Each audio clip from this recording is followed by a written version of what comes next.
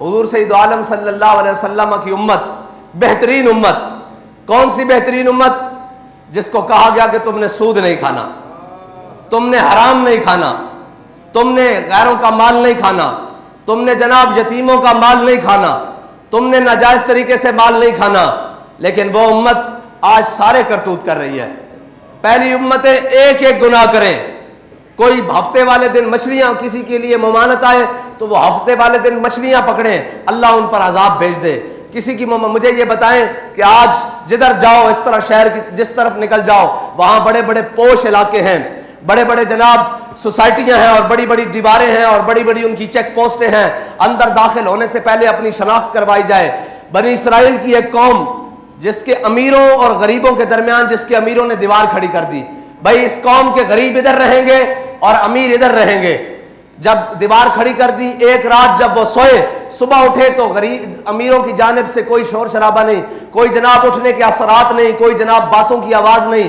तो गरीबों ने कहा हम झांक कर देखो तो सही, ये आज उठे नहीं, खैर हो, ये खामोश होकर बैठे हैं। जब गरीब कौम ने अमीरों की तरफ झांका तो देखा कि वो कुत्ते और खिंजीर बन चुके हैं। सिर्फ मेरे अल्लाह को यह बात पसंद नहीं आई कि तुमने इनके दरमियान तफरीक पैदा क्यों की है। जब मैंने जो खुद बनाया है, अपने बंदों को खुद, किसी को गरीब बनाया, किसी को अमीर बनाया, किसी को ऊंचा बनाया, किसी को नीचा बनाया, किसी को बड़ा बनाया, किसी को छोटा बनाया, तुमने दरमियान में दीवार क्यों है? अल्लाह ने उनको खिंजीर और बंदर बना दिया। लेकिन ये यहाँ आज हर तरफ यही तमाशा है। बनी इसराइल वाले, कौम वाले सारे गुनाह, वो मौलवी हो उनमें भी मौजूद है जी, वो पीर हो उनमें भी मौजूद, वो मशाइख हो उनमें भी मौजूद, वो अवाम हो उनमें भी मौजूद, वो सियासतदान हो, वो कोई भी तबका है फिक्र से ताल्लुक रखने वाले लोग हो, उनके अंदर वो सारे गुनाह मौजूद हो। लेकिन फिर भी इनके ऊपर अजाब नहीं आता, ना डड्डुओं का, ना टिड्डियों का, ना खून का, ना बारिशों का, ना तूफानों का, ना सैलाब का, फिर भी इनके ऊपर इज्तिमाई अजाब नहीं आता। तो इसकी वजह क्या है? आला हज़रत फरमाते हैं ताए अरब जिलाए करब फ्यूज अजब बगैर तलब, ये रहमत रब है किसके सबब, बेरब्बे जहां तुम्हारे लिए। और जमहूरियत के नाम पर और जनाब मफाद आमा के नाम पर, मफामत के नाम पर, वो जो शख्स आया है हमारी वजारत उज़्मा के सीट पर 10 महीने 11 महीने हुए हैं, वो आया शख्स, वो कहता था मैं इस कौम को बचाने के लिए, इसकी मैशत ठीक करने के लिए अगर कपड़े भी अपने बेचने पड़े तो वो भी जनाब बेचकर इनकी खिदमत करूंगा। उसने कपड़े क्या बेचने थे? जो फितरत ने लिबास दिया है, खाल और मांस और गोश्त, उसने वो भी नोचना शुरू कर दिया है कौम का। और कभी भी फलाह नहीं पा सकती कौम, ये बात पक्की है। और ये कहते थे हिसाबदार आएगा। मैंने कहा था तुम्हारी मैशत दुरुस्त नहीं हो सकती क्योंकि तुमने नामूस रिसालत पर मुदाहनत की है, तुमने खत्म नबुव्वत पर मुदाहनत की है, और जो तेरे दर से यार फिरते हैं वो दर बदर यूं ही खार फिरते हैं। हाँ, फिर रहे हो कि नहीं दर बदर खार? हाँ, तू आया नजरते क्यों बदनसीबा। हाँ, तुसी आ जाते तुहाडे कोल मौका सी। बाबा जी फरमाते जिंदगी च एक वेला आए आंदा कि बंदे नूं या इधर दा फैसला करना पैंदा या इधर दा फैसला करना पैंदा। काश के तुसी सारे रसूलुल्लाह दे दर दा फैसला कर लेंदे। आज तक तुहानू सारे कह रहे हैं तुसी डिफॉल्ट भी हो चुके हो, तुसी जनाब मंगते भी हो, तुहाडे कोल मुल्क भी नहीं चल रहा। कहने जी आप कहते हैं जनाब सूद को खत्म करने वाली बात, और आप कहते हैं जनाब ये कोई ठीक बात है कि जनाब आप कहते हैं हम सूद नहीं देंगे। मैंने कहा ये ठीक है कि दुनिया के आगे झोलियां फैलाकर फिरो, और ये ठीक है कि दुनिया के आगे दामन फैलाकर फिरो, और तुम इमदाद देने जाओ और अगले दरवाजे बंद करने कहीं लेने ना आ जाए, और तुम दुनिया को इमदाद देने की बजाय ये बयान दो कि हम 6 महीने तक इनसे इमदाद लेंगे नहीं। डूब मरने का मकाम है तुम्हारे लिए। और पूरी कौम इसके साथ बिल्कुल जनाब खड़े हैं जी, हम जमहूरियत के साथ खड़े हैं। और भाई जमहूरियत जब सारे गरीब मार देगी तब जमहूरियत से जान छुड़ाई जाएगी। आओ आज भी हुजूर के दीन की तरफ, आज भी इन अयाशों की बदमाशियां बंद करो। और हमने कहा था तेल की कीमतों में इजाफा, तो आज हम प्रेस कॉन्फ्रेंस करने लगे हैं। हमने पता है सबसे आखिर में क्यों ऐलान करना है, उसकी एक वजह है। उसकी एक वजह है कि हम इंतजार कर रहे थे, हो सकता है जिनको आजादी की जंग लड़ने का शौक चढ़ा हुआ था वो कुछ कर ले कौम के लिए, कुछ बोल ही पड़े अपने इक़्तिदार की हिर्स के अलावा कि यार इस कौम को मारना है तुमने। तुम्हें चाहिए तो ये था कि तुम मिनी बजट पेश करते हुए ये कहते कि हम अपनी अयाशियां खत्म कर रहे हैं, आज के बाद जितने सरकारी जनाब तेल लेने वाली गाड़ियां हैं और गाड़ियां हैं, उनका खर्चा हम खुद बर्दाश्त करेंगे।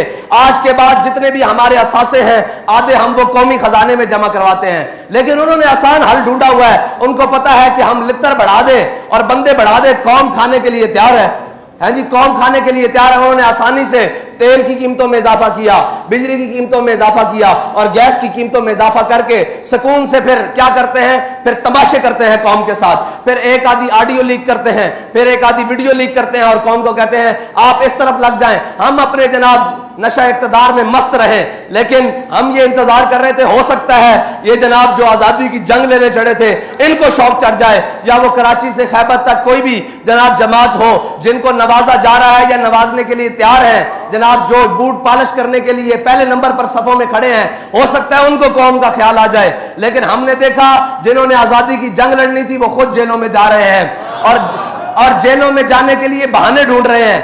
और जनाब जिन्होंने कहा था कि हम मैदान में खड़े हैं, वो जनाब आगे लेटने के लिए तैयार खड़े हैं। तो फिर हमने कहा कि आखिरी तो हम ही रहते हैं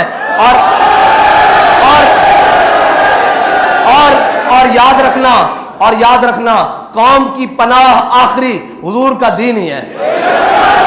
ये जहां मर्जी फिर ले, आखिर वो दीन ही है जो इनको बचा सकता है, और वो दीन ही है जो जात से भी मुराद खत्म करता है, हजरत उमर बिन अब्दुल अजीज की तरह। रिश्तेदारों से भी खत्म करता है, ताल्लुकदारों से भी खत्म करता है, दोस्तों से भी खत्म करता है और करीबी रफीकों से भी सारी चीजें खत्म करके कौम के खजाने में जमा करवाता है।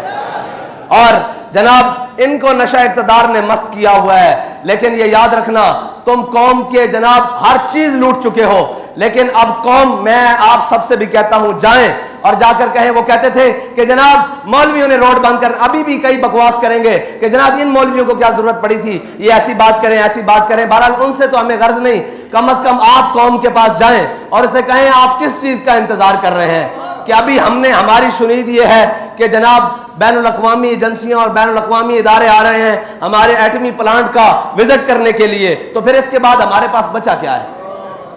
मेरे आका और मौला सल्लल्लाहु, भाई कुछ भी ना हो, गैरत तो अंदर मौजूद हो। मेरे आका और मौला सल्लल्लाहु अलैहि वसल्लम की हयात मुबारका हमारे लिए मिशन रहा है। हुजूर सैयद आलम सल्लल्लाहु अलैहि वसल्लम जब ज़ाहिरी दुनिया से तशरीफ लेकर गए तो यहूदी के यहाँ आपकी ज़ेरा जो है वो रहन पड़ी थी, लेकिन आपके घर में 9 तलवारें लटक रही थी।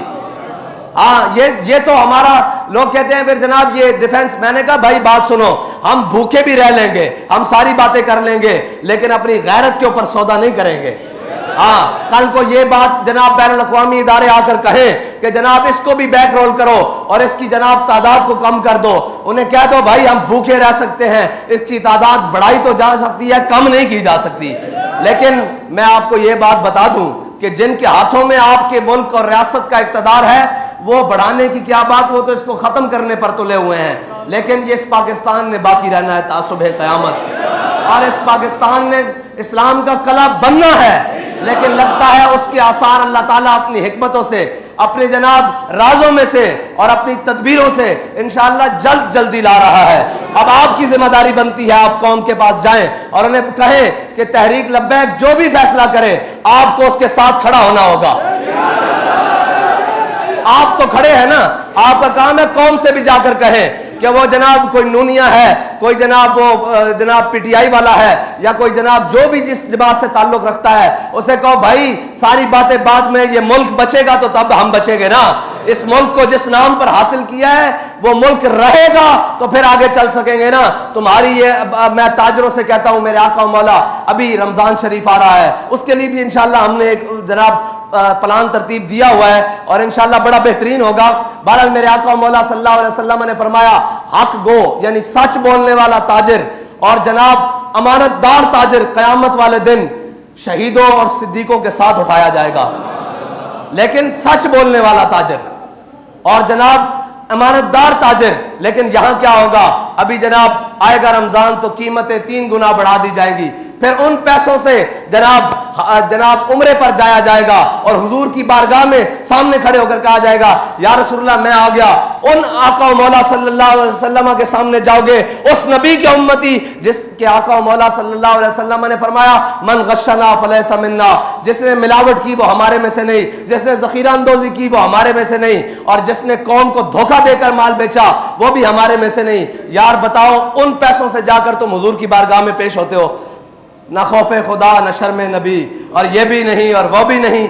आओ हुजूर के दीन की तरफ, और आप सब ने भी तैयार रहना है।